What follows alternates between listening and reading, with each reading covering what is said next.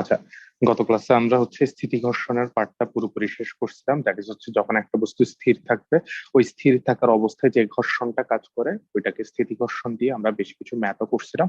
আজকে আমরা গতীয় ঘর্ষণটা পড়বো। গতীয় ঘর্ষণের যদিও আমরা অলরেডি বেশ কিছু ম্যাথ কিন্তু করে ফেলছিলাম আগে, এফ কে রিলেটেড যে ম্যাথ গুলো করছিলাম ওগুলো গতীয় ঘর্ষণের ওই আগানো আছে। জাস্ট একটু করে আমরা গতীয় ঘর্ষণের যে সূত্রগুলো আছে ওগুলা দেখে ফেললেই মোটামুটি আমাদের কাজ হয়ে যাবে। তাহলে একটু খেয়াল করবো সবাই। আজকে শুরু করবো গতীয় ঘর্ষণ। গতীয় ঘর্ষণ, গতীয় ঘর্ষণ। আচ্ছা, সর্বপ্রথম আমরা তো এই জিনিসটা বুঝতে পারতেছি যে আমাদের যখন একটা বস্তু স্থির আছে, আমাদের কাছে এই জায়গায় একটা বস্তু আছে, যে বস্তুটা এখন আপাতত স্থির আছে। এই স্থির থাকা অবস্থায় আমরা জানি যে এই বস্তুটাকে যদি আমি বল প্রয়োগ করি তাহলে এর ঠিক অপোজিটে আমাদের একটা ঘর্ষণ বল লাগে, যেটাকে আমরা স্থিতি ঘর্ষণ বল বা এফএস বলছিলাম। কি বলছিলাম? স্থিতি ঘর্ষণ বল বা এফএস বলছিলাম। যতক্ষণ বস্তুটা স্থির থাকতেছে ততক্ষণ পর্যন্ত আমাদের এই এফএস বা স্থিতি ঘর্ষণ বলটা কিন্তু কাজে লাগতেছে।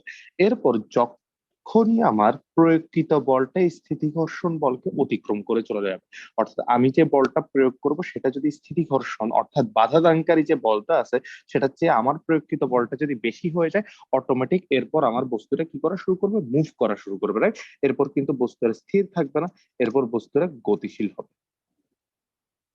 এরপর বস্তুটা গতিশীল হবে যখন আমরা এই কাহিনীটা মানবো, অর্থাৎ প্রয়োগকৃত বলটা স্থিতি ঘর্ষণের চেয়ে বেশি হবে, তখন বস্তুটা গতিশীল হবে। তাহলে গতিশীল যখন হচ্ছে তখন ওর উপর যে বলটা প্রয়োগ করতেছে সেটা হচ্ছে এফ। এই গতিশীল অবস্থায় রাস্তার সাথে ওর একটা কি হবে? রাস্তার সাথে ওর একটা ঘর্ষণ লাগবে।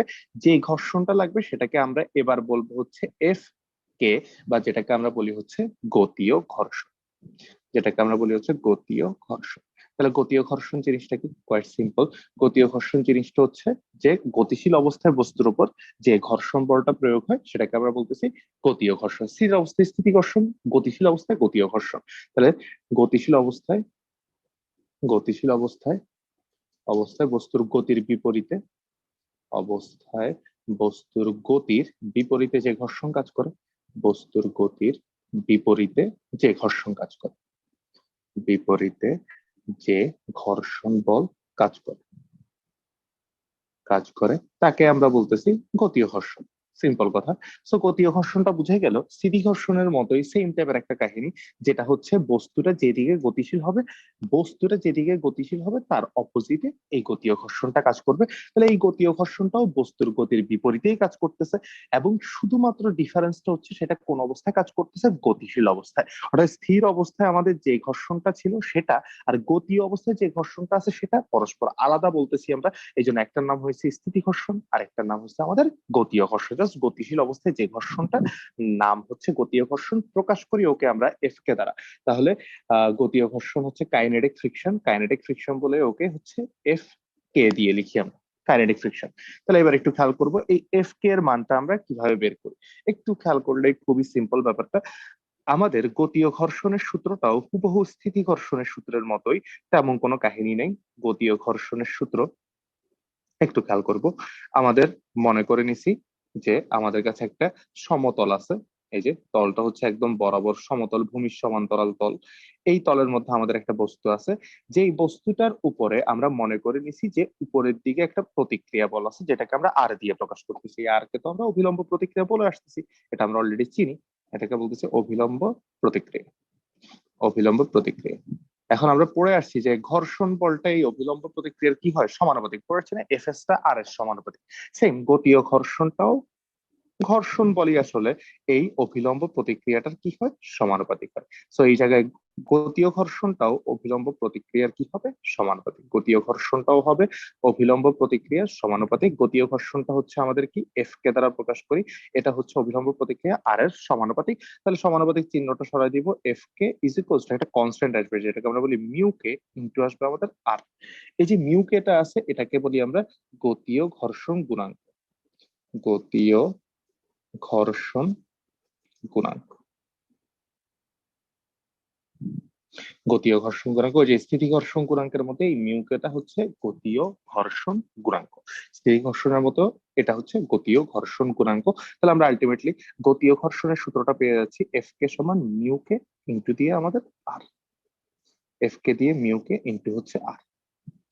এখন আমরা সবাই এই ব্যাপারটাতে শিওর যে যখন এই গতীয় ঘর্ষণ বা এফ কেটা লাগবে, এটা হচ্ছে গতীয় ঘর্ষণের সূত্র। এই গতীয় ঘর্ষণের সময় অবশ্যই বস্তুটাকে কি থাকতে হবে, অবশ্যই বস্তুটাকে গতিশীল থাকতে হবে। তাহলে এই এফ কেটা তখনই লাগবে যখন বস্তুটা কি থাকতেছে, গতিশীল থাকতেছে। আচ্ছা, কেউ একজন আমাকে কাইন্ডলি জানাও তো কথাটা কি ঠিকভাবে শোনা যাচ্ছে না, একটু কাইন্ডলি কেউ একজন। যাচ্ছে ভাইয়া। আচ্ছা ঠিক আছে, ওকে। যার প্রবলেম হচ্ছে একটু, ও হচ্ছে একবার বের হয়ে আবার একটু এন্টার করো, তাহলে আশা করি ঠিক হয়ে যাবে, নেটওয়ার্কের প্রবলেমের জন্য হচ্ছে। আচ্ছা, তাহলে বলতেছিলাম কি, আমি বলতেছিলাম হচ্ছে আমাদের এই যে এফ কেটা আছে এটাকে আমরা বলতেছি গতীয় ঘর্ষণ, এটা শুধুমাত্র লাগবে যখন বস্তুটা গতিশীল থাকে। ঠিক আছে, তাহলে আমরা তো এই ব্যাপারটা অলরেডি পড়ে আসছি কিছুটা হইলেও, যে আমাদের মনে করে এই জায়গার মধ্যে একটা বস্তু আছে, এই যে একটা বস্তু আছে কোন একটা তলের মধ্যে। এখন এই বস্তুটার উপর আমরা মনে করছি এফ পরিমাণ বল প্রয়োগ করতেছি, যার কারণে বস্তুটা গতিশীল হয়েছে। বস্তুটা কি হয়েছে, গতিশীল হয়েছে। এখন বস্তুটা যেই দিকে গতিশীল হয়েছে তার ঠিক অপোজিট দিকে আমরা জানি একটা ঘর্ষণ বল লাগে। কোত্থেকে লাগে, এই রাস্তা থেকে। রাস্তাটা ওকে একটা কি বল দেয়, একটা ঘর্ষণ বল দেয়। ওই ঘর্ষণ বলটাকে আমরা এফ কে দ্বারা প্রকাশ করে আসতেছি অলরেডি। তাহলে একটু খেয়াল করি, এই বস্তুটার উপর প্রয়োগকৃত বল হচ্ছে এফ, এই বস্তুটার উপর ঘর্ষণ বল হচ্ছে এফ কে, যেখানে এফ এবং এফ কে একজন আরেকজনের বিপরীত। এফ এবং এফ কে একজন আরেকজনের বিপরীত। এখন বস্তুটা কোন দিকে গতিশীল হয়েছে, সামনের দিকে। বস্তুটা কোন দিকে গতিশীল হয়েছে, সামনের দিকে গতিশীল হয়েছে। তাহলে বস্তুটা যদি সামনের দিকে গতিশীল হয়, তাহলে অবশ্যই আমাকে বুঝতে হবে এই বলটা বেশি আর এই বলটা কম। তাহলে যেই বলটা বেশি ওটাকে আমরা পজিটিভ মনে করছি, যে বলটা কম সেটাকে নেগেটিভ মনে করছি। তাহলে সুন্দর মতো আমরা বুঝতে পারতেছি, এটা তো আমরা পড়ে আসছি যে যখন ঘর্ষণ বল থাকে তখন আমরা এফ মাইনাস এফ কে, এটা হচ্ছে ওর উপর প্রয়োগকৃত বল ইকুয়াল টু এম এ। এই সূত্রটা তো অলরেডি আমরা পড়ে আসছি, যেটা থেকে আমরা ত্বরণের সূত্রও বের করতে পারি, যেখানে ত্বরণটা হচ্ছে F minus F K divide by M. এটা অলরেডি আমরা কিন্তু পড়ে আসছি আগে, ঠিক না? যে ঘর্ষণের ম্যাথও করে আসছি অনেক, গতীয় ঘর্ষণ, ওই যে এফ মাইনাস এফ কে, এই সূত্রটা অনেক খাটাই আসছি। তো আশা করি কারো সমস্যা হওয়ার কথা না। এই জায়গায় শুধু আমরা এফ কে এর মানটা আলাদা করে একটু বের করা শিখছি, যে এফ কে টা কিভাবে বের করতে হয়। অলওয়েজ তো আমাকে ঘর্ষণ বল দিয়ে দিত, যে 100 নিউটন ঘর্ষণ বল, 200 নিউটন ঘর্ষণ বল, এবং ওই ম্যাথ গুলাই কিন্তু আমাদের পরীক্ষায় বেশি আসে। কথা বোঝা গেছে? কিন্তু এখানে জাস্ট আমরা এক্সট্রা করে এফ কে এর মানটা বের করতে পারি। সো আসলে এই সূত্রটা পারফেক্টলি লিখতে গেলে এরকম আসবে, এফ মাইনাস এফ কে এর জায়গায় আমরা বসাতে পারি মিউ কে ইনটু হচ্ছে অভিলম্ব প্রতিক্রিয়া ইজ ইকুয়ালস টু হবে আমাদের জন্য এম। অভিলম্ব প্রতিক্রিয়া ইজ ইকুয়ালস টু হবে আমাদের এম। তো এটা আমরা তেমন বেশি কোনো ম্যাথ করব না, কারণ আমরা বললাম যে আমাদের নর্মালি অলওয়েজ ঘর্ষণ বলের মানটা দেওয়া থাকে, এই টাইপের ম্যাথ একটু বেশি দেওয়া থাকে। কিন্তু তাও আমরা প্র্যাকটিসের জন্য জাস্ট কয়েকটা ম্যাথ একটু করব, সিম্পল টাইপের ম্যাথ করব। তাহলে ওইটা যদি একটু দেখাই, আমরা অলরেডি এফ কে এর ব্যাপারটা কিন্তু পড়ে আসছি, একটু দেখাবো। সো এই ম্যাথ গুলো কিন্তু তোমাকে একটু বেশি করে প্র্যাকটিস, এই যে ঘর্ষণ বলে শুরু করছি যখন, প্রথমে ঘর্ষণ বল যখন শুরু করছি, এই যে আমরা গতীয় ঘর্ষণটাই পড়ছিলাম। দেখো এই যে এই জায়গার মধ্যে এফ এবং এফ কে, ঠিক আছে? এখন জাস্ট আমরা এই এফ কে এর মানটা আলাদা করে বের করতে পারি। নর্মালি আমাকে সবসময় এফ কে বা ঘর্ষণ বলটা দেওয়া থাকবে। এই যে যতগুলো ম্যাথ আছে দেখো তো, এই যে 3 নিউটন ঘর্ষণ বল, ঘর্ষণ বলের মান দেওয়া আছে। এরপর রাস্তার ঘর্ষণ বল 10 নিউটন দেওয়া আছে। তারপরে এই জায়গার মধ্যে ঘর্ষণ বল 5 নিউটন দেওয়া আছে। তারপরে এই যে দেখি তো 5 নিউটন ঘর্ষণ বলের সম্মুখীন হয়েছে। তারপর 10 নিউটন 5 নিউটন ঘর্ষণ বলের সম্মুখীন হয়েছে। অর্থাৎ সব জায়গায় ঘর্ষণ বল বা গতীয় ঘর্ষণ বলের মানটা আসলে আমাকে দিয়ে দেওয়া আছে, রাইট? গতীয় ঘর্ষণ বলের মানটা আমাকে কি করা আছে, দিয়ে দেওয়া আছে। তো এখন আপাতত আমরা যে এই সূত্রটা পড়ছি, এই সূত্রের মাধ্যমে আমরা ঘর্ষণ বলের মানটা বের করতে পারি, এফ কেটা। এই যে এই এফ কেটা আমরা বের করতে পারি। এবার আর আমাকে এফ কেটা দিয়ে দিবে না, আমাকে মিউ কেটা দিয়ে দিবে। কথা বোঝা গেছে? তো এক দুইটা ম্যাথ করি সিম্পল টাইপের, যেগুলো আমাদের নর্মালি এমসিকিউর মধ্যে আসবে, কারণ এই অংশটা থেকে তেমন কোনো সৃজনশীল কখনোই আসবে না আসলে। কারণ এই অংশটা হচ্ছে আমাদের বইতে অত ভালোভাবে লেখা নেই, প্লাস হচ্ছে এইটা থেকে তেমন কোনো ইমপ্লিকেশন নাই আসলে, কখনো ছিল না। ঘর্ষণের ম্যাথটা তো বলে ইঞ্জিনিয়ারিং ও খুব কম আসছে অলওয়েজ। সো অত বেশি টাফ ম্যাথ প্র্যাকটিস করার কোনো দরকার নেই। জাস্ট সিম্পল যে ম্যাথ গুলো আছে, সিম্পল যে থিওরি গুলো আছে, ওগুলো একটু ভালো করে দেখলেই মোটামুটি ঘর্ষণ থেকে আমাদের কাভার হয়ে যাবে। তাহলে আসলে এক দুটা ম্যাথ করা যাক। প্রথম ম্যাথটাতে আসি, আমাদের কাছে হচ্ছে মনে করো কোনো একটা সমতল আছে। এই সমতলের মধ্যে আমরা একটা বস্তু রাখলাম, যে বস্তুটার ভর দিয়ে দিছে আমাকে, যে বস্তুটার ভর হচ্ছে 2 কেজি ভরের একটা বস্তু আছে আমার কাছে।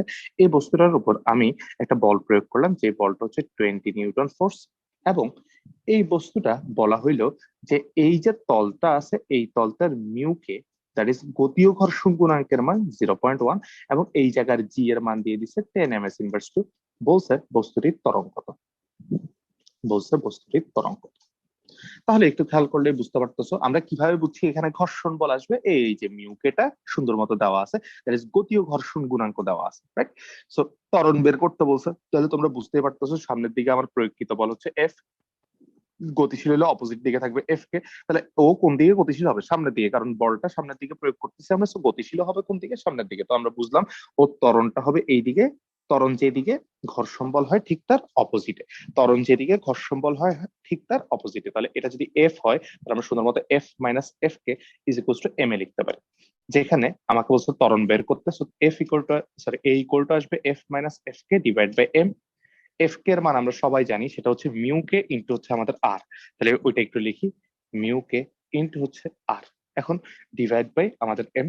আর এর মান কত হয় ওই যে আমরা বের করা শিখছি, আর এর মান সেটা হচ্ছে এই জায়গার মধ্যে আমরা দেখতেছি বস্তুটা নিচের দিকে কত বল অনুভব করতেছে এমজি, আর আরটা কাজ করে ঠিক খাড়া উপরের দিকে আর, আর কোনো বল এই বরাবর নাই, তাহলে নিচের দিকে আছে এমজি, উপরের দিকে আছে আমাদের আর, বস্তুটা এই বরাবর উপরেও যাচ্ছে না, বস্তুটা নিচেও যাচ্ছে না, তাহলে উপরের বল আর নিচের বল পরস্পর হবে সমান। সো আর এর জায়গায় আমরা সুন্দর মতো এমজি টা বসাই দিতে পারি, সো আর ইকুয়াল টু আমরা এমজি এটা বসাই দিব। তাহলে বসাই যাচ্ছে F minus mu K MG divide by আমাদের এম। এফ এর মান কত দেখতেছি আমরা, এফ এর মান দেখতেছি 20 মাইনাস মিউ কে এর মান 0.1, এম এর মান হচ্ছে 2 কেজি, জি এর মান 10 ডিভাইড বাই হচ্ছে আমাদের এম এর মান হচ্ছে 2, তাহলে এটা আসবে 18 ডিভাইড বাই 2 9 ms ইনভার্স। আশা করি বুঝতে পারছো, কারো সমস্যা হওয়ার কথা না। গুণটুন করে যেটা আসছে আমাদের ত্বরণের মান সেটাই এই জায়গায় আমরা সুন্দর মতো বসাই দিচ্ছি। Simple, quite simple math, right? এবার একটু খেয়াল করো, খুব মনোযোগ দিয়ে খেয়াল করবা। আসো আমরা লন রোলারের একটা ম্যাথ করব, সবাই একটু খেয়াল করবা। আসি, লন রোলারের একটা ম্যাথ করব। সো আমার কাছে একটা লন রোলার দেওয়া আছে, ঠিক আছে? এই যে একটা লন রোলার দেওয়া আছে, যে লন রোলারটা তলের উপর আছে, এই যে যে রোলারটা আঁকলাম আমি, যে রোলারটার ভর দিয়ে দিছে আমাকে 5 কেজি ভর দিয়ে দিছে, এই রোলারটার উপর আমরা একবার ঠেলছি একবার টানছি, ঠিক আছে? তাহলে বলা হইলো যে বস্তুটিকে, সরি বস্তু বলতেছি, লন রোলারটিকে, লন রোলারটিকে লন রোলারটিকে ভূমির সাথে 30 ডিগ্রি কোণে, ভূমির সাথে 30 ডিগ্রি কোণে, 30 ডিগ্রি কোণে টানা, একবার টানা ও ঠেলা হলো, একবার টানা ও একবার ঠেলা হলে, একবার ঠেলা হলে হলে কোন ক্ষেত্রে, কোন ক্ষেত্রে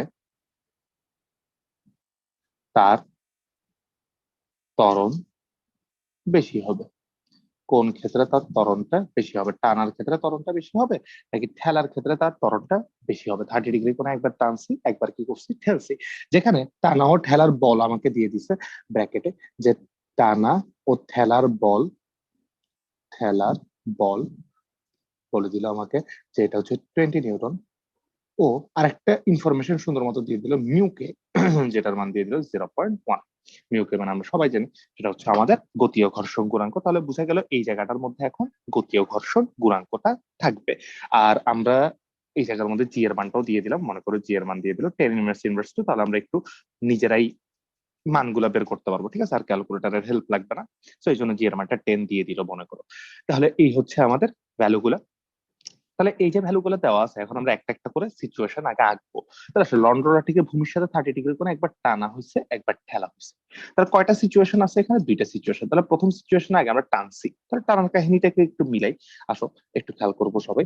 তাহলে আমার কাছে এই যে আমি একটু ছোট করে লন্ড্রোলারটা টানি, এই যে লন্ড্রোলারটা আছে মনে করো, আমরা প্রথমে মনে করো এটাকে টানছি, ঠিক আছে? এই যে টানতেছি, লন্ড্রোলারটাকে টানতেছি কত ডিগ্রি অ্যাঙ্গেলে একটু খেয়াল করবা, ভূমির সাথে কিন্তু কত ডিগ্রি অ্যাঙ্গেলে টানতেছি বলে দিচ্ছে 30 ডিগ্রি কোণে, এই যে ভূমির সাথে 30 ডিগ্রি কোণে টানতেছি, ঠিক আছে? কত বলে টানতেছি সেটাও বলে দিচ্ছে, দেখো টানা ও ঠেলার বল হচ্ছে 20 নিউটন, তাহলে আমরা ওকে 20 নিউটন ফোর্সে টানতেছি, 20 নিউটন ফোর্সে টানতেছি। আমাকে বলছে কোন ক্ষেত্রে ত্বরণ বেশি হবে, তাহলে এই ক্ষেত্রে আগে আমাকে ত্বরণটা বের করতে হবে, ঠিক আছে? এই ক্ষেত্রে আমরা আগে ত্বরণটা বের করবো। আশা করি বুঝতে পারছি, ত্বরণ বের করতে চাচ্ছি। তাহলে আবারও আমার তো এই জায়গায় একটা ঘর্ষণ বল আছে। কিভাবে বুঝছি ঘর্ষণ বল আছে? কারণ মিউ কেটা আছে। তাহলে আমরা সুন্দর মতো বল লিখতে পারি না? যে আমরা তো সবাই জানি ঘর্ষণ বল থাকলেই সূত্র হচ্ছে F minus F K is equals to M এ।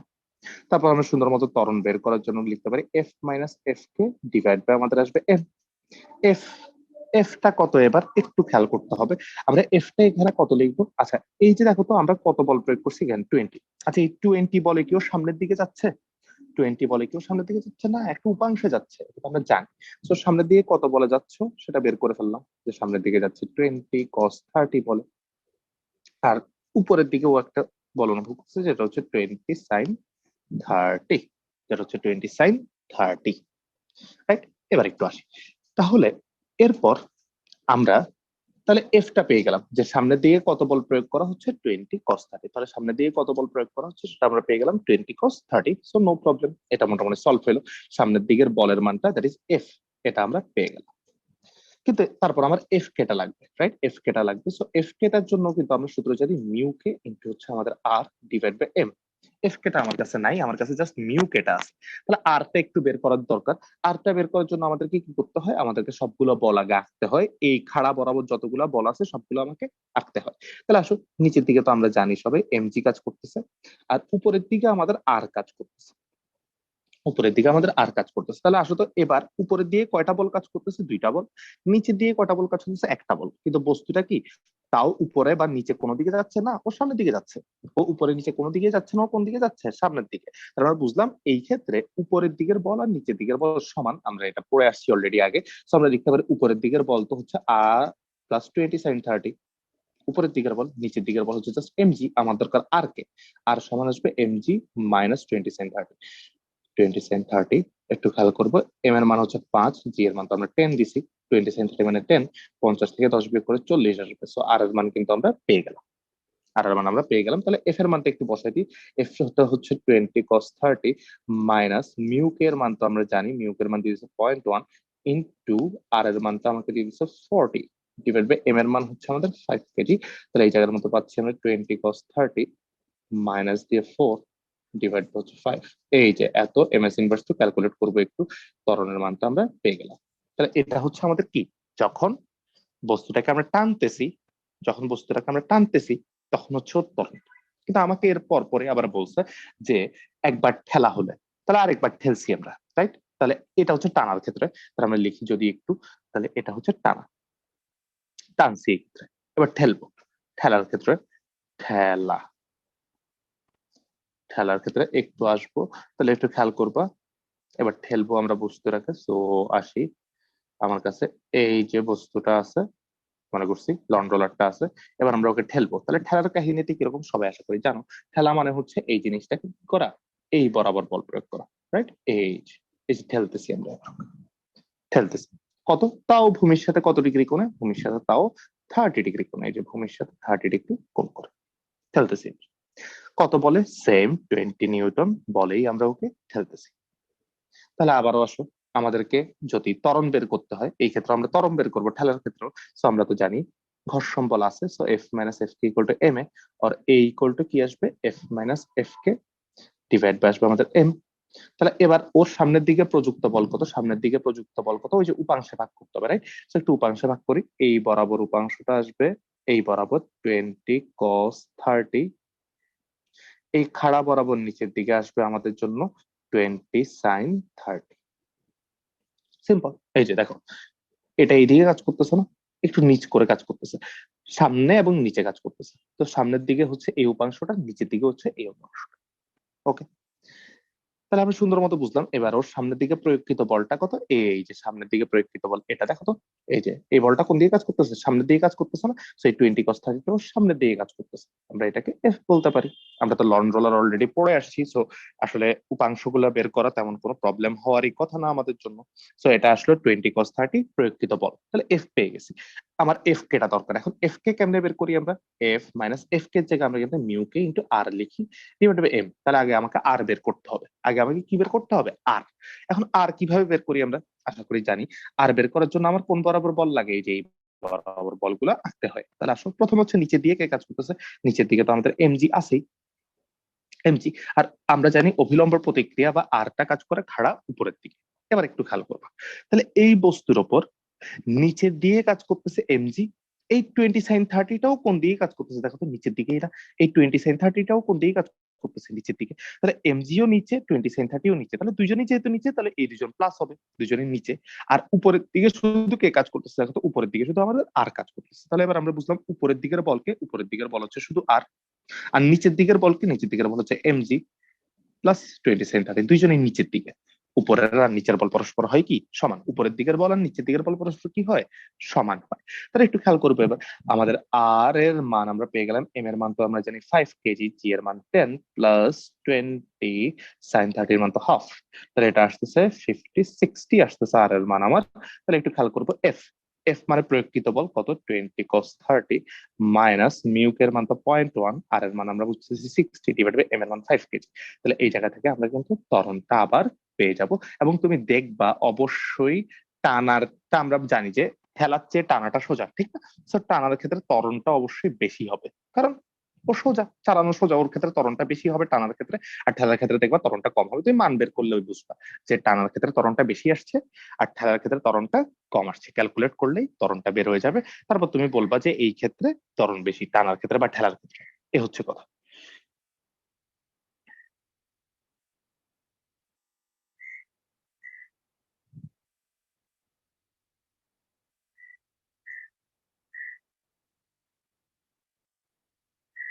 না, এমজি কস আর এমজি সাইনে ভাগ করব যখন হচ্ছে আমরা হেলানো তলে থাকবো। হেলানো তল, এটা কি হেলানো তল? এটা তো হেলানো তল না। এটা হচ্ছে ওকে ভূমির সাথে এত ডিগ্রি কোণে টানছি আর ঠেলছি। এই যে লন রোলারের একটা ক্লাস করেছিলাম না আমি, ওই যে আমাদের নৌকার গুণ টানা, লন রোলার এগুলো পড়াইছিলাম যে, তখন দেখাইছিলাম না এই যে লন রোলার মানে এরকম একটা দড়ি দিয়ে টানতেছি বা একটা হ্যান্ডেল ধরে টানতেছি। আর আমি যে এমজি কে উপাংশ ভাগ করতে বলছি ওটা হচ্ছে হেলানো তলের ক্ষেত্রে, আমাদের তো এটা হেলানো তল না, ঠিক আছে? এর হেলানো তলে হচ্ছে এমজি কে ভাগ করবো, আর লন রোলার টলারের ক্ষেত্রে এফ টাকে উপাংশ ভাগ করতে হয়। হ্যাঁ, এফ টাকে ভাগ করতে হয় উপাংশে। এই হচ্ছে কাহিনী। তাহলে আসি লন রোলারের কাহিনী, মোটামুটি আশা করি বুঝা গেছে। চলে আসি এরপর আমরা হেলানো তলের একটা ম্যাথ করি, তাহলে আর আমরা ম্যাথ করবো না মোটামুটি। অর্থাৎ তুমি বুঝতে পারতেছো ম্যাথ গুলা ঘুরে ফিরে আগের ম্যাথ গুলোর মতো, রাইট? আমরা যে গতীয় ঘর্ষণের ম্যাথ গুলা করছিলাম, ওই গতীয় ঘর্ষণের ম্যাথ গুলার মতোই, জাস্ট এফ কেটা আমরা আলাদা করে কি করতেছি, এফ কেটা আমরা আলাদা করে বের করতেছি, এফ কেটা আমরা আলাদা করে বের করতেছি এখানের মধ্যে। তাহলে একটু চলে আসি আমরা, এবার আমরা হেলানো তলের একটা ম্যাথ করি। তাহলে একটু আসি হেলানো তল, এই যে আমার কাছে 30 ডিগ্রি একটা অ্যাঙ্গেল দেওয়া আছে। আমার কাছে এই জায়গার মধ্যে একটা বস্তু রাখা আছে, যে বস্তুটার ভর হচ্ছে মনে করে নিছি কত, 3 কেজি। বলছে এই বস্তুটাকে আমরা উপরের দিকে 40 নিউটন একটা বল প্রয়োগ করছি। কত নিউটন বল প্রয়োগ করছি? 40 নিউটন একটা বল প্রয়োগ করছি। বলা হইলো এই যে তলটা আছে, এই তলটার মিউকে এর মান দিয়ে দিল আমাকে 0.1, এবং আরেকটা দিল হচ্ছে জি এর মান 10 এম এস ইনভার্স 2। বললো এই বস্তুটা ত্বরণ কি, কত, এই বস্তুটা ত্বরণ। তাহলে আবারও ত্বরণ বের করতে বলছেন। এখন ত্বরণ বের করার জন্য তুমি বুঝতেছো এই জায়গায় ঘর্ষণ আছে, ঠিক আছে? কিন্তু আমরা হেলানো তল মানে আর যা কিছুই করি না কেন, আমরা সবার আগে কোন কাজটা করবো হেলানো তলের মধ্যে, ওই যে বলছিলাম এমজি কে উপাংশ ভাগ করবো। কাকে উপাংশ ভাগ করবো? হেলানো তল দেখছি মানে এমজি কে আগে উপাংশে ভাগ করে ফেলবো। সো আসো একদম ঠিক এই বরাবর চলে আসবে, আমরা জানি এমজি কস 30, আর ঠিক এই বরাবর আমাদের উপাংশটা আসবে কি, এমজি সাইন 30, ঠিক না? আমরা জানি এই হেলানো তলের ঠিক লম্ব বরাবর এই দিকে এমজি কস 30, আর এই বরাবর আমাদের কাজ করতেছে এমজি সাইন 30। এ হচ্ছে দুইটা কাহিনী, তাই না? এবার একটু আসি, তাহলে এই গেল আমাদের এমজি কস 30 আর আমাদের এমজি সাইন 30। এখন আমরা এরপরে আগাবো সামনে।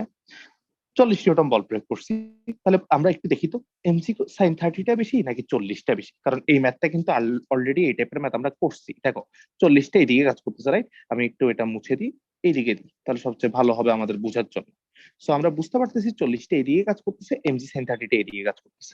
এখন বস্তুটার এইদিকে বল যদি বেশি হয়, এইদিকের বল বেশি হইলে ও এইদিকে চলে আসবে, আর যদি 40টা বেশি হয় তাহলে ওইদিকে চলে যাবে। তাহলে এমজি সাইন 30টা বেশি কিনা ওইটা আগে একটু দেখি। এম এর মান হচ্ছে আমরা জানি 3 কেজি দিছে, জি এর মান হচ্ছে 10, sin 30 এর মান হচ্ছে হাফ। তাহলে এই জায়গা থেকে কাটলে 3 × 5 = 15 নিউটন আসতেছে। তাহলে আমরা বুঝলাম এই দিকের বলটা 15, এই দিকের বলটা 40। তাহলে আমরা বুঝলাম বস্তুটা কোন দিকে যাবে, 40 এর দিকে যাবে। এই জন্য একটু এমজি sin 30 টা কত ওইটা একটু দেখে নিলাম, ছোট্ট করে দেখে নিলাম, যেন আমরা বুঝতে পারি বস্তুটা কোন দিকে যাবে। তাহলে আমরা বুঝলাম বস্তুটা এই দিকে যাবে, তাহলে বস্তুটা ত্বরণ বা গতিশীলতা এইদিকে থাকে। তাহলে বস্তু যেই দিকে গতিশীল হয়, বস্তু যেদিকে গতিশীল হয় তার ঠিক অপোজিট দিকে কে কাজ করে, ঘর্ষণ। বস্তু এইদিকে গতিশীল আছে, তাহলে ঘর্ষণ কাজ করবে অপোজিট দিকে। লিখলাম এফ কে টা কাজ করতেছে এইদিকে, এফ কে, এফ কে টা কাজ করতেছে এইদিকে। এখন আমরা তো সবাই জানি যে বস্তুটার এইদিকে বলটা বেশি, তাহলে 40টাকে পজিটিভ ধরবো, অপোজিট দিকে যে দুজন কাজ করতেছে ওদেরকে নেগেটিভ ধরবো। যে সামনে কাজ করতেছে ওকে পজিটিভ ধরবো, অপোজিট দুজনকে নেগেটিভ ধরবো। তাহলে আমরা সামনের দিকে কাজ করতেছে 40, সো 40 কে পজিটিভ ধরলাম, মাইনাস এফ কে টাকে নেগেটিভ ধরলাম, মাইনাস এমজি sin 30 টাকেও নেগেটিভ ধরলাম, কারণ ওরা অপোজিট দিকে কাজ করতেছে। ইকুয়ালস টু আমাদের এম এ, আমাদের এ এর মান বের করতে হবে। সো এ সমান আসবে 40 minus F K minus MG sin 30 divide by M. এবার এফ কে টা আমাকে বের করতে হবে। তাহলে একটু আসি, এফ কে সমান তো আমরা জানি মিউ কে ইনটু হচ্ছে আমাদের কত, আর। এখন আর এর মানটা কত একটু খেয়াল করতে হবে। হেলানো তলের ক্ষেত্রে আর টা কিভাবে কাজ করবে, এই যে এটা হচ্ছে তল, এটা হচ্ছে তল, তাহলে তলের উপর লম্ব হচ্ছে এটা। তাহলে আমরা যদি একটু আঁকি, তলের উপর লম্ব বেরোবে এই যে উপরের দিকে আর, তলের উপর লম্ব। তাহলে এই তলের উপর লম্ব যদি এই আরটা হয়, তাহলে সুন্দর মতো বুঝতে পারতেছি। দেখো তো এই বস্তুটা কি উপরের দিকে যাচ্ছে, নো নিচের দিকে যাচ্ছে, না ও তো এই বরাবর মুভ করতেছে, মানে এই দিকে মুভ করতেছে। তাহলে ও উপরেও যাচ্ছে না নিচেও যাচ্ছে না, দ্যাট ইজ আমাদের আর এর মান কত চলে আসবে, mg cos 30 চলে আসবে। তাহলে আর এর মান চলে আসবে mg cos 30, তাহলে মিউ কে আর এর জায়গায় বসাবো আমরা mg cos 30। একটু সিকোয়েন্স ওয়াইজ বসাই দিব। আচ্ছা 40 মাইনাস মিউ কে এর মান হচ্ছে আমাদের 0.1, এম এর মান হচ্ছে আমাদের 3 কেজি, জি এর মান 10 cos 30 মাইনাস এম এর মান হচ্ছে আবারও কত আসতেছে, এম 3, জি এর মান 10 sin 30 বসা দিলাম sequence wise, divide by M এর মান কত, 3 কেজি। এই যে এখান থেকে ত্বরণটা আমরা ডিরেক্ট সবগুলো ভ্যালু দেওয়া আছে বের করব। তাহলে বুঝতে পারতেছো যে আমাদের গতীয় ঘর্ষণের যে ম্যাথ গুলা বা ঘর্ষণ বলের যে এফ কে টা, এফ কে এর যে ম্যাথ গুলো আমরা অলরেডি আগে করছিলাম, সেগুলো যদি তুমি ভালো মতো পারো তাহলে এই ম্যাথ গুলোতে তোমার কোনো সমস্যা হবে না। তোমার জাস্ট একটাই কাজ হবে, সেটা হচ্ছে এই এফ কে এর মানটা আলাদা করে এখানে তোমাকে বের করতে হচ্ছে। কেন? কারণ ওই যে তোমাকে ডিরেক্ট এফ কে এর মানটা দিয়ে দেওয়া নাই। অন্য যে এফ কে এর ম্যাথ গুলো আমরা প্রথমেই ঘর্ষণ বলে করছিলাম, ওগুলোর মধ্যে কিন্তু আমাদের এফ কে এর মানটা ডিরেক্ট দিয়ে দেওয়া ছিল। এই জন্য কোনো প্রবলেম হচ্ছিল না, আমরা ডিরেক্ট বসাই দিতে পারতেছি। কিন্তু এখানে আমরা ডিরেক্ট বসাইতে পারবো না। দেখি কারো কোনো প্রশ্ন কোনো জিজ্ঞাসা আছে কিনা, একটু তাড়াতাড়ি বলবো।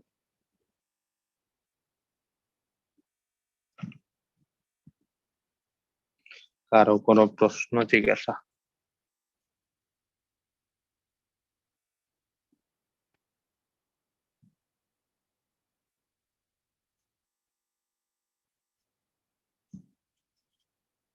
এই হচ্ছে আমাদের পুরোপুরি রৈখিক গতি 100% ভাবে এখানেই শেষ করলাম আমরা। ঠিক আছে, সো রৈখিক গতি শেষ হওয়া মানে আমাদের আসলে মনে করো চ্যাপ্টারে 70% শেষ হয়ে গেছে। সিম্পল কথায় 70% মতো শেষ হয়ে গেছে, আর বাকি 30% হচ্ছে আমাদের মেইনলি কৌণিক গতির পার্ট। সো আমরা আপাতত আর কৌণিক গতিটা শুরু না করি। আজকে এমনিতেও ম্যাক্সিমাম স্টুডেন্টরাই ক্লাসে নাই, কেউই নাই। সো আমরা আজকে রৈখিক গতি এতটুকু পর্যন্তই রাখবো। আর সবার প্রতি একটা রিকোয়েস্ট থাকবে, যেহেতু এটা রেকর্ডও হচ্ছে আসলে এই জন্যই, যারা আসো ওরা তো ঠিক আছে, কিন্তু ইদানিং হচ্ছে সবাই একটু ক্লাস টাস কম করতেছো, হয়তো অ্যাসাইনমেন্টটা করতেছো ইয়ার উপর। একটু অ্যাসাইনমেন্টের ব্যাপারে আমি বলবো যে হচ্ছে অ্যাসাইনমেন্টের প্রতি অত বেশি গুরুত্ব না দিয়ে জাস্ট কারেক্ট করার ট্রাই করবা, আর একটু সুন্দরভাবে লেখার চেষ্টা করবা। অ্যাসাইনমেন্টটা লিখতে অত বেশি সময় লাগে না, ঠিক আছে? যতটুকু টেনশন করার দরকার অ্যাসাইনমেন্ট নিয়ে, এর চেয়ে বেশি টেনশন করার আসলে দরকার নাই। কারণ যদি তোমাদের পরীক্ষা হয়, যদি তোমাদের পরীক্ষা হয়, এটা শিওর থাকো যে হচ্ছে মানে শুধুমাত্র অ্যাসাইনমেন্টের উপর বেস করে কখনোই রেজাল্ট দিবে না আসলে। ঠিক আছে, শুধু অ্যাসাইনমেন্টের উপর বেস করে কখনোই এরকম মানে একটা অ্যাসাইনমেন্ট দিছে ওইটার উপর বেস করে রেজাল্ট, একটা জিনিস দেখে দেখে করছে একজন মানুষ, ওইটার উপর বেস করে আমার মনে হয় না কখনোই রেজাল্ট দেওয়ার কথা। প্লাস মানে এটা আর কি, ঠিক আছে? যদি এটা আমার ধারণা, নট শিওর, গভর্নমেন্ট বলছে যদি অ্যাসাইনমেন্ট থেকে ইয়ে দিবে। সো অ্যাসাইনমেন্টটা একটু করার পাশাপাশি নিজের পড়াটাও একটু পড়িও, কারণ পরীক্ষা হইলে কিন্তু আর 2-3 মাসের মধ্যেই পরীক্ষাটা হবে। যেহেতু ডিসেম্বরের দিকে পরীক্ষা হইলে মোটামুটি আমাদের কাছে 3 মাসের মতো আছে। সো একটু সবাই পাশাপাশি একটু পড়াশোনার যে সাবজেক্ট গুলো আছে ওগুলো একটু পড়িও, কারণ ওগুলো এখন স্কিপ করলে পরে গিয়ে কাভার করতে পারবা না, কারণ এখানে যারা রিভিশন ব্যাচটা করতেছো তাদের ম্যাক্সিমামের কিন্তু আসলে মানে দেখা গেছে হয় দুর্বলতা আছে কিছুটা, অথবা হচ্ছে ভুলে গেছো এরকম টাইপের জিনিস, ঠিক না? বা একটু ঝালাই করে নিয়ে যাচ্ছ ব্যাপারটা। সো যারা ক্লাস করতেছো না একটু রেগুলার, কাইন্ডলি বলবো যে ক্লাসটা করিও, কারণ স্টুডেন্ট একটু কম থাকলে ক্লাসের মধ্যে এফোর্টও একটু কমে যায়। আসলে বুঝতে পারো তোমরা ব্যাপারটা, যে যত স্টুডেন্ট বেশি থাকবে আসলে ক্লাস করাইতে তত ভালো লাগে। আচ্ছা, একজন কোশ্চেন করছে স্যার বস্তু উপরে উঠবে কিনা এটা এমজি সাইন বের করবে, এটা খাতায় লিখবো কিনা। না না, এটা খাতায় লেখার দরকার নেই। এটা জাস্ট একটু করে তুমি আগে দেখবা যে বস্তুটা কোন দিকে মুভ করতেছে, নইলে আন্দাজে ব্যাপারটা বলার তো কোনো দরকার নাই, ঠিক না? যে বস্তু উপরে যাচ্ছে নাকি নিচে যাচ্ছে এটা আন্দাজে বলবো না তো আমরা, আমরা আগে দেখবো যে বস্তু কোন দিকে যাচ্ছে। সো এটা এমজি সাইন 30টা তুমি মনে করো সাইডে বা কোশ্চেনের মধ্যে একটু করে দেখলা, যে দেখলা এটা 15 নিউটন আসছিল, ঠিক রাইট? সো 15 নিউটন আসলে উপরের দিকে 40, নিচের দিকে 15, সো অটোমেটিক বস্তু উপরের দিকে উঠবে। আচ্ছা, আর আজকের ক্লাসে আমি সব হোমওয়ার্ক গুলা দিয়ে দিব, ঠিক আছে? আহ মানে আমাদের মোটামুটি রৈখিক গতি আল্লাহর রহমতে 100% রকম শেষ হয়েছে। সো এই জায়গা থেকেই মেইনলি কোশ্চেন গুলো একটু বেশি আসে। তুমি যে জায়গার মধ্যে ভার্সিটি টার্সিটি সব জায়গার মধ্যে এই জায়গা থেকে কোশ্চেন গুলো বেশি আসে, রৈখিক গতির পার্টটা থেকে। সো সবাই ওগুলো একটু প্র্যাকটিস করবা, যত প্রবলেম গুলো আছে একটু আমাকে বলার ট্রাই করবা। আর ইদানিং এ সবার প্রবলেমও কমে গেছে, কারণ আহ সবাই আসলে ক্লাস করতেছো না ঠিকভাবে। একটু কাইন্ডলি বলবো যে সবাই একটু ক্লাস গুলা করো, প্রবলেম গুলো একটু সলভ করো। বেশি পড়ার দরকার নেই, অল্প অল্প করে পড়ে হইলেও একটু আগায় রাখো। কারণ শুধুমাত্র অ্যাসাইনমেন্টটা লিখতে গিয়ে যদি পুরা ক্লাসগুলো মিস করো, তাহলে এটা মানে আসলেই তোমার জন্য ক্ষতি হচ্ছে, ঠিক আছে? কারণ নিজে শিখাটা আগে ইম্পর্টেন্ট। অ্যাসাইনমেন্ট গুলো তো এমনিতেও মানে এত কোনো ইম্পর্টেন্স রাখতেছে না। এই যে তাপগতিবিদ্যার অ্যাসাইনমেন্ট দিছে বা ভেক্টর অ্যাসাইনমেন্ট দিছে, ভেক্টর চ্যাপ্টারটা আমি তোমাদেরকে টোটাল যতগুলা ক্লাস করাইছি একটু চিন্তা করো, ভেক্টরে যতগুলা ক্লাস করাইছি 6, 7, 8টার মতো ক্লাস হবে। এই 8টা ক্লাসের মধ্যে আমি তোমাদেরকে যতগুলা টপিক পড়াইছি, আরো যত ইম্পর্টেন্ট টপিকের কথা বলছি, সবগুলা কি তোমার অ্যাসাইনমেন্টে চলে আসতেছে? না, তোমার আসছে সামান্তরিকের ক্ষেত্রফল, নৌকার ম্যাথ শেষ। আমরা বৃষ্টির ম্যাথ করছি, আরো অনেক টপিক করছি। টপিকের তো অভাব ছিল না, কিন্তু তোমার এই কয়েকটা টপিকই কি অ্যাসাইনমেন্টের মধ্যে আছে। তার মানে অ্যাসাইনমেন্টটা শুধু করলেও তোমার পুরো জিনিসটা কাভার হচ্ছে না। তাপগতিবিদ্যাতে যে অ্যাসাইনমেন্টটা দিচ্ছি, যারা আমার কাছে তাপগতিবিদ্যা পড়ছে ওরাও জানো যে আরো অনেক অনেক টপিক আসলে বাদ পড়ে গেছে। ওরা অনেক বাইরে থেকে অনেক ডিপ বেসিকের একটা অ্যাসাইনমেন্ট দিয়ে ফেলছে। তো অ্যাসাইনমেন্টটা বুঝে বুঝে করবা, ঠিক আছে, কিন্তু নিজের পড়াটা স্কিপ করে করিও না। আমি নর্মালি সব স্টুডেন্টকে বলছি যে অ্যাসাইনমেন্টটা সবাই করবো হচ্ছে যখন তুমি ঘুমাবা, এর 1-1.5 ঘন্টা বা 2 ঘন্টা আগে বসে একটু করবা। তাহলে অ্যাসাইনমেন্ট লিখতে লিখতে ঘুম চলে আসবে, তারপর ঘুমায় যাবে, এরকম আর কি। তাহলে কি হবে, তোমার রেগুলার লেখা হবে। রেগুলার মনে করো কিছুক্ষণ কিছুক্ষণ করে লিখবা, এই আর কি ব্যাপারটা। আচ্ছা, তাহলে কথা বললাম অনেকগুলো আসলে, মানে আজকে স্টুডেন্ট অনেক কম, এটা দেখে অনেক খারাপ লাগতেছে। এই জন্যই মেনলি আজকে আর পড়াচ্ছি না। কণিক গতিটা নেক্সট ক্লাসে আমরা শুরু করবো। রৈখিক গতির পার্টটা পুরোপুরি শেষ হয়েছে আমাদের। আমি হোমওয়ার্ক গুলোও দিয়ে দিব সবাইকে, সবাই একটু করবা কাইন্ডলি, প্লাস বই দাগায়ও দিয়ে দেবো মেডিকেলের জন্য। সো ওইটাও একটু থিওরিটিক্যাল ব্যাপারগুলো একটু পড়ে নিবা সবাই। ওকে, আজকে এতটুকু পর্যন্ত থাকবে। ভালো থাকো সবাই, আল্লাহ হাফেজ।